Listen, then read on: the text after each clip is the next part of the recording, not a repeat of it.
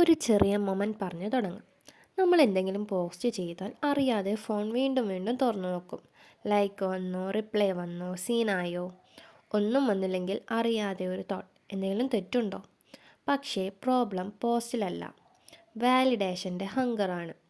നമ്മൾ human beings ആണ്. Appreciation വേണം, ആക്സെപ്റ്റൻസ് വേണം, അത് നോർമലാണ്.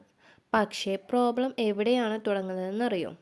നമ്മുടെ ഹാപ്പിനെസ് മറ്റുള്ളവരുടെ റിയാക്ഷന് ഡിപ്പെൻഡ് ചെയ്യുമ്പോൾ. പ്രൈസ് വന്നാൽ ഹാപ്പി, സൈലൻസ് വന്നാൽ ഇൻസെക്യൂരിറ്റി.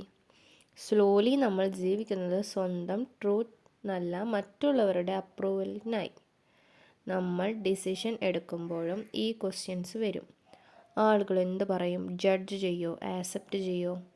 ഇവയാണ് നമ്മളെ കൺട്രോൾ ചെയ്യുന്നത്.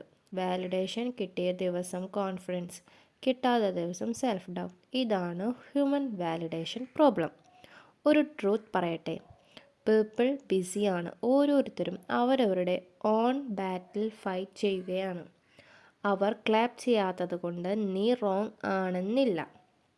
സൈലൻസ് എന്നത് റിജക്ഷൻ അല്ല, പലപ്പോഴും അത് നത്തിങ് തന്നെയാണ്. മെച്യൂരിറ്റി തുടങ്ങുന്നത് വാലിഡേഷൻ ചേസ് നിർത്തുന്ന ദിവസമാണ്. അപ്രൂവൽ കിട്ടിയാൽ ഓക്കെ, കിട്ടാത്തതും ഓക്കെയാണ്. പീസ് വരുന്നത് ഞാൻ ശരിയാ എന്ന് സ്വന്തം മനസ്സിൽ പറയുമ്പോഴാണ്. അതിനാൽ ഓർക്കുക, നീ നന്നായി ജീവിക്കാൻ ആരുടെയും പെർമിഷൻ വേണ്ട.